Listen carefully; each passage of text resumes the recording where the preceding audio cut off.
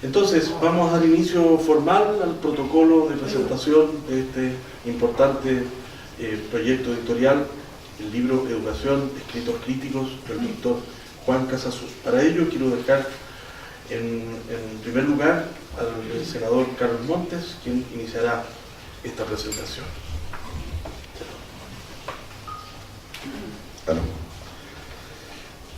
Bueno, yo en primer lugar quiero disculparme porque me atrasé. No había estado nunca en este lugar, ni nunca en esta calle tan rara que uno no sabe dónde empieza y dónde termina. Entonces pido disculpas realmente.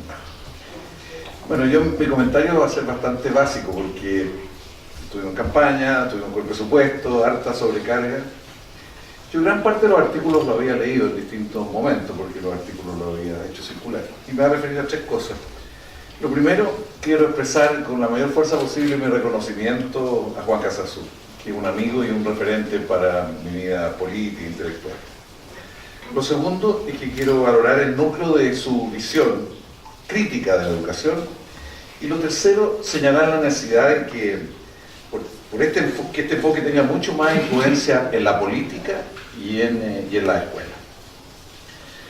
Respecto a Casassú, creo que es un tremendo ser humano y un gran intelectual. Yo llevo muchos años como parlamentario, he estado centrado en algunos temas, vivienda, ciudad, en la matriz productiva, macroeconomía, y en educación y educación pública.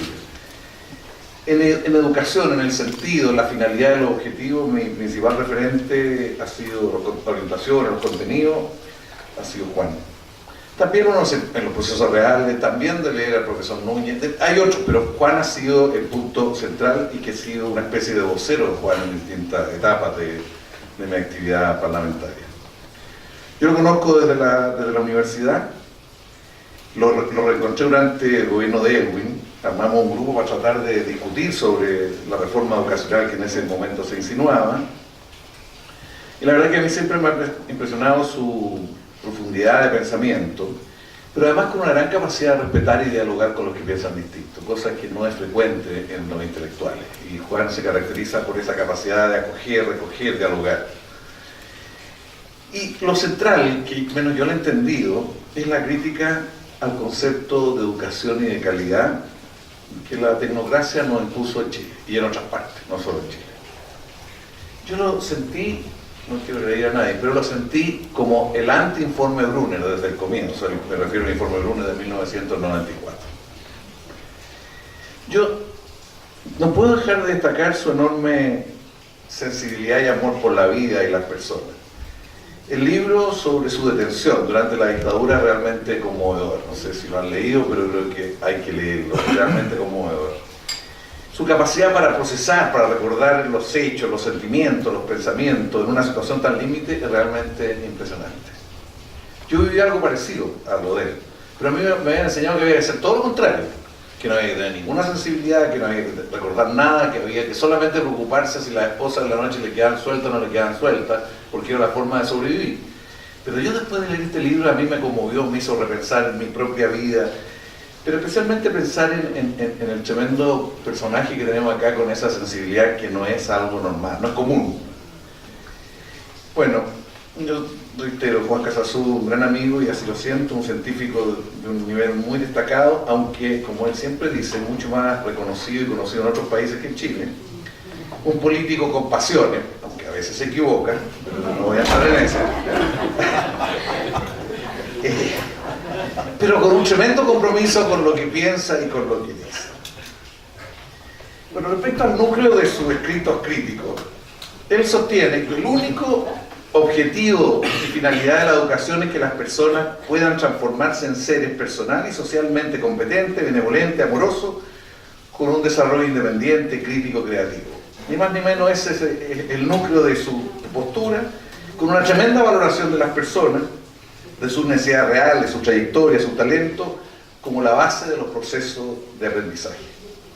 Yo recuerdo el debate finlandés cuando parte la reforma diciendo qué es más importante, los conocimientos o los niños.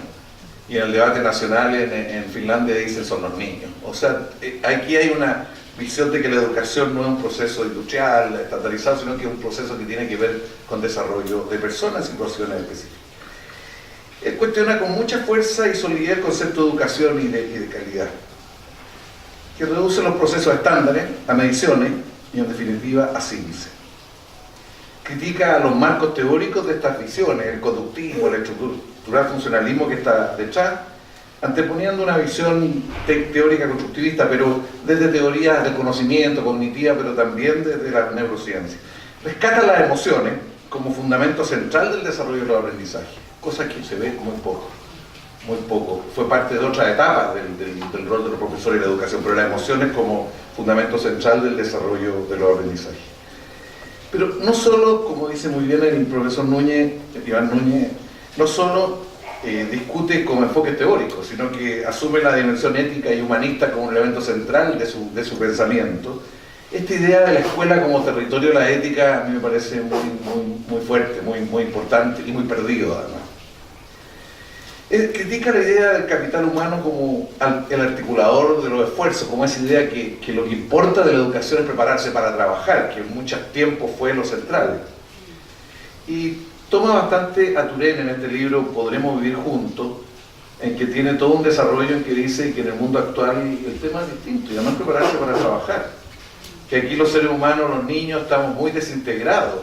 La dimensión emocional, valórica, tecnológica de la vida está muy separada una de otra, y que justamente la educación se trata de rearticular, reintegrar estas dimensiones y construir su propio proyecto de hacer persona en la sociedad en que se vive, como eje de la educación y como parte importante de todo el pensamiento de Juan. Esta idea de tener proyectos para ser persona dentro y parte de la sociedad, yo creo que es fundamental. Esto está bastante perdido también. O sea, cuando uno ve en la escuela que el CISARRO como proyecto de ser persona de repente es bastante más fuerte que el proyecto que estamos ofreciendo, de que estamos proponiendo. CISARRO todos lo conocemos, un joven con mucha plata, auto, mujeres bonitas y grandotas, mayores, quiero decir. En fin, es otro mundo y ese es un mundo atractivo para muchos jóvenes en muchas realidades. ¿Y nosotros qué decimos? Ciencia, matemáticas, lenguaje, éxito. Casasola critica fuerte la relación escuela-mercado. Esta idea de que gran parte de la desigualdad social, más que efecto de la herencia social, resulta de lo que ocurre en la escuela misma, es también algo tremendamente fuerte y que da para mucho debate, que no es la educación abstracta, sino el conjunto de procesos que ahí se están dando. Él constata que el enfoque economicista y reduccionista ha provocado daño. Y eso a veces no se asume. Ha provocado daño, y bastante daño, y muchos efectos negativos. Dice, aquí esto ha provocado empobrecimiento cultural, en Chile y en otros lados.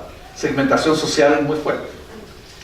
Derroche de recursos, fragmentación personal, pérdida de valor y de sentido, superficialidad intelectual, desvalorización de los propios profesores y los profesionales, desmantelamiento de la educación pública. O sea, este es el núcleo de un pensamiento bastante articulado y muy desarrollado en todo este texto, que yo creo que por lo menos debe estar en el centro de todos los debates que desarrollemos. Finalmente yo quiero decir por qué la importancia política de su pensamiento. En Chile llevamos 26 años planteando la reforma del sistema educativo. Hemos pasado del 90 con 1.000 millones de dólares. Hoy día depende del valor del dólar, pero estamos cerca de 12.000, 14.000 millones de dólares. O sea que no es un problema de recursos, hemos tenido una explosión de recursos comparada más con muchos otros lados.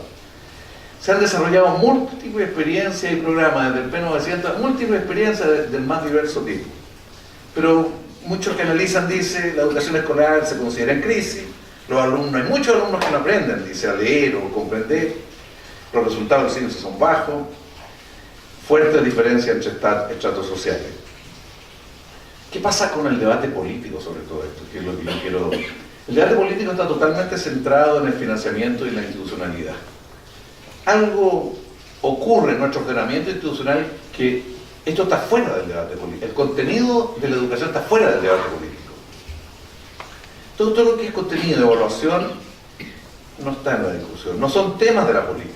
O sea, discutir los currículums, la filosofía, la historia, en fin. Estos son temas supuestamente de los expertos. Y los expertos supuestamente están en el Consejo Nacional de Educación, no quiero herir a nadie, pero supuestamente están en el Consejo Nacional de Educación. Y la política, los representantes, los que tienen que tomar decisiones con una respectiva sociedad, que tienen que ser después votados por la sociedad, no votados, sino que elegidos por la sociedad, eso tiene mucho que ver con eso. A mí, cuando leí este último libro de Bauman, este estado de crisis, y que dice que la razón principal de la crisis de la política es que está totalmente disociada la política del poder, porque la política no tiene capacidad de tomar decisiones porque el poder está fuera de la política. Y lo dice a propósito, bueno, no estamos discutiendo un presupuesto nacional, que el presupuesto nacional no lo discute Chile, lo discute los clasificadores de riesgo que determinan el ritmo que podemos o no crecer en nuestros gastos. Pero en el caso específico de esto, aquí está claro de que el Consejo Nacional de Educación define lo que corresponde y lo que no corresponde, no lo define los procesos de debate democrático y también. Y las pruebas internacionales, o sea, las definen otros.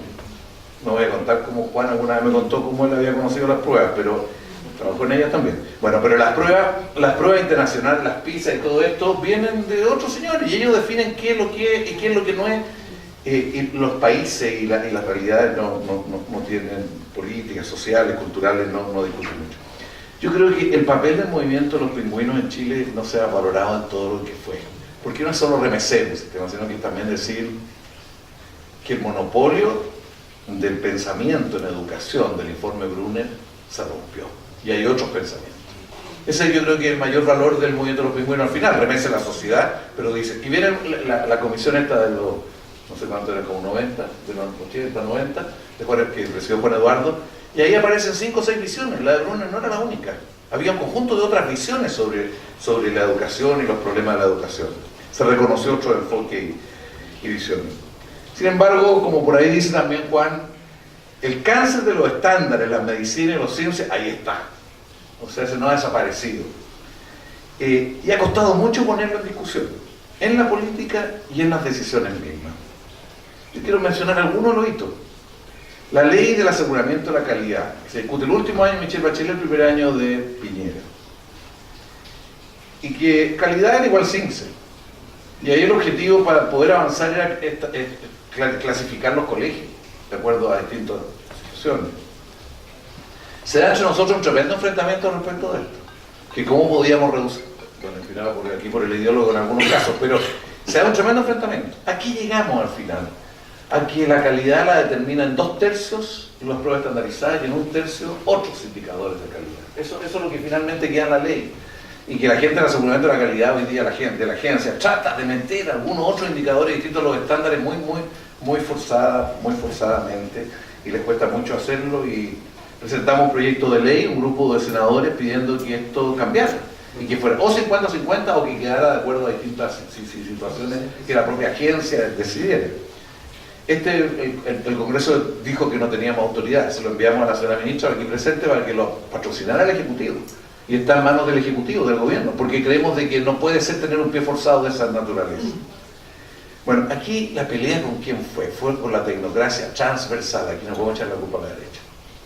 Buena parte del problema fue con técnicos nuestros que tenían altos cargos en el propio ministerio y que aspiran a clasificar colegios como que eso va a ayudar mucho. Otro hito que yo quiero señalar, el semáforo famoso, que se dio todo este debate en el marco del concepto de educación, de calidad, en fin. Esta relación que terminó segmentando, caricaturizando y dejando instalada una imagen de muchos colegios para siempre. O sea, que eran rojo, verde, amarillo. Y que el ministro Lavín lo contaba con mucha convicción él, porque creía que eso iba a ayudar a que los que estaban con peor color subieran. Aquí se hicieron sesiones especiales en el Congreso, buenos debates en la Cámara de Diputados. ¿Qué logramos con todo esto? Que retrocedieran. Pero no logramos alterar el núcleo principal de pensamiento de cómo se entiende educación y calidad de la educación. O sea, el concepto de educación y de calidad no logramos removerlo en todo lo que es necesario. ¿Cómo lo hemos logrado? ¿Cómo son las cosas? El año antepasado creo que fue, lo que hicimos fue rebajar el presupuesto a la agencia de calidad. ¿Para qué? Le bajamos 2.000 millones y le dijimos, mire, no pueden seguir haciendo 17 pruebas CINCE. Y bueno, y esto fue muy sentido, y le rebajamos el presupuesto, y costó harto construir una mayoría para rebajar el presupuesto. Bueno, esto ayudó por lo menos a rebajar las pruebas CINCE. Bajaron las pruebas CINCE. Y además que no fueran censales, porque no le alcanzaba mucho la plata, sino que fueran muestrales. Y además había gente en la agencia que quería realmente modificar esto, pero se sentía con una cierta camisa de fuerza encima. Y esto fue un factor que ayudó, por el equipo que constituye el consejo de la agencia, no sé cómo se llama el directorio de la agencia. Como gran cosa, se termina en la prueba obligatoria y general del segundo básico del CIMSE. Yo les puedo contar que conozco situaciones impresionantes como el colegio que Capo, el principal en el CIMSE, el segundo básico anterior, tenía en primero básico 3 horas de entrenamiento a sus niños para contestar bien las pruebas del segundo básico. Esto es, yo lo he conversado con la persona que estaba acá. Como gran cosa tenían 3 horas. La crueldad significa que los pobres niños primero básico están haciendo pruebas y ensayos para esto. Y después logramos otra cosa que también fue bien rara, que dijeron que lo habíamos hecho leso, tanto el gobierno como la derecha, que metimos una glosa presupuestaria que dice no se puede entregar la información sobre el CIMSE de la manera que está entregando. No se puede entregar para efectos de comparación, de salir al mercado y decir tengo más, sino que se entregan agregados, que se entregan, digamos, más cualitativos, y si un colegio quiere pedir sobre sí mismo puede profundizar. Incluso la Comisión Nacional de la Transparencia dijo que éramos nosotros que estábamos atentando contra la transparencia. Cuando esto es así en muchos países. Bueno, esto se aprobó anteayer, hace dos días acá de nuevo, porque esta glosa sigue ahí. Y la verdad que fue dura entre nosotros mismos, no estoy hablando con la derecha, entre nosotros. Y terminó la cosa tensa e incluso una parte quedó pendiente. Influyó en el debate nuestro, sobre todo en la gente de la derecha más sensible al debate como Alamán, que le mostráramos cuál era la situación del debate hoy día sobre esto en Estados Unidos. Entonces, mostrándonos un discurso de Obama, diciendo que ya está bueno ya seguir con este tipo de pruebas estandarizadas, Obama, porque se lo plantearon los republicanos y los demócratas. Por lo menos, y dijeron ya no pueden seguir con esto y hay que pasar a otro. Por lo menos es reconocer que esto no está bien, que esto está afectando a los niños, que está afectando a la educación, que está generando un tipo de ser humano que es necesario rediscutirlo. Yo quiero también, como testimonio personal, yo no soy profesor, pero hice clase, taller en un octavo, un tiempo más o menos largo, y aprendí mucho, pero uno constata todas estas teorías de Juan, todo este enfoque de Juan en la vida misma, que es de una tremenda riqueza, porque uno ve la pobreza que tiene la oferta educativa que le hacemos a muchos niños. O sea, la discusión con la derecha, con Kast, José Antonio Kast, que yo siempre le decía, tú pondrías a tu hijo, o a tus hijos, que tienen como 14, pero pondrías a tus hijos en un colegio donde todo se ordenara en función del CIMSE y de este tipo de mediciones. Y él me dijo, jamás. Porque él tiene a su hijo en un colegio que tiene una visión mucho más integral, mucho más completa. Y esto cuesta que esto que se ve así se traduzca en el sistema educativo en su conjunto. A los niños ofrecerle este proyecto de ser humano es de una pobreza tremenda. Y en esto hay cansancio. Entonces cuando decimos que hay delincuencia, que hay muchos niños fuera del sistema, muy desintegrados, deserción, pensemos que el tipo de educación que estamos dando tiene muchos defectos, pero este es uno central, está en el núcleo principal, en que no parte de la necesidad del niño, de su propio desarrollo, de su talento, de sus motivaciones, y que todo se trata de cumplir ciertas pruebas de lenguaje, matemáticas, cuando eso refleja cosas muy parciales. Los profesores también sienten alta impotencia de no poder desplegar sus propios talentos para lo que ellos fueron formados. Ellos fueron formados con una teoría constructivista, pero tienen que ser totalmente conductistas y funcionales en muchos casos. Bueno, la tecnocracia ha hecho daño. Yo creo que esto no es solo derecha e izquierda, insisto, que hay una tecnocracia. Hay una forma de concebir la educación que ojalá que pudiéramos enfrentar. Bueno, la reforma educacional chilena sigue estando en el centro de la disputa teórica, política y cultural. Este gobierno lo que le queda hacer es sacar estas dos reformas adelante, porque la verdad es que probablemente el resto va a tener que administrar. Y se trata de una disputa cultural que hay que reponer al ser humano como el centro de los procesos, como lo que le da sentido a la educación y a la vida en sociedad. Podemos cambiar la carrera docente, la organización del sistema público, el financiamiento, pero si no salimos de esto, si no dejamos atrás esta visión, las enormes potencialidades que se han acumulado no se van a desplegar mucho. Es difícil, o sea, yo no sé cómo lo sienten aquí, hay algunos que han trabajado en el Ministerio de Educación. La pelea con esta señora para que educación, para que deporte y cultura sean importantes en la vida de la escuela, es tremendamente difícil. Que no importa solo, porque para niños que desarrollan deporte, que actúan, que es fundamental en su desarrollo como ser humano. Pero en los colegios públicos esto no ocurre, esto ocurre en los colegios particulares subvencionados y en muchos privados. Entonces, ¿por qué? Porque el aparato del Estado está organizado de una manera tal que el Ministerio del Deporte como gran cosa organiza algunas escuelas deportivas al lado afuera de los colegios, pero no tiene que ver con el proyecto educativo de cada colegio. Bueno, yo quiero también decir de que lo que dice Iván Núñez en su prólogo, él valora mucho el libro como un tratado de educación y pedagogía, dice, propia de los grandes intelectuales que piensan desde la educación de la filosofía, la psicología. Yo estoy convencido de que Chile necesita que este enfoque adquiera más potencia y esto va a permitirnos pegar un salto como sociedad y como educación. Pero también, quiero decir lo que él dice, que hay que buscar manera de traducirlo en las escuelas, de traducirlo en los procesos educativos. Yo a Juan lo invité por lo menos a 4 encuentros con profesores en distintos lados, todos les encantaba, quedaban como yo, pero al final decían, ¿y cómo lo vamos a hacer en la escuela? Porque la vida misma, con esta presión del ministerio, lo que viene arriba, y la manera de traducirlo en la escuela no es fácil. O sea, yo creo que él es un gran intelectual, pero yo creo que necesitamos, y él tiene mucha experiencia, hay colegios que tienen experiencia que hay que ver cómo esto se traduce en la escuela y en estrategias transformadoras. Bueno, ¿qué más? No solo decirle que yo voy a también ser un vocero y propagandista de este libro, no sé cuánto vale, después hablamos. Bueno, pero propagandista de este libro porque creo que mucha gente lo tiene que leer. Y ahora lo primero que se lo voy a regalar paradojalmente es Andrea Lamán, porque creo que dentro de la derecha hay gente que todavía puede entender de que el funcionalismo no es la forma de educar, sino que hay otras formas. Muchas gracias, Juan, por la oportunidad de comentar tu libro.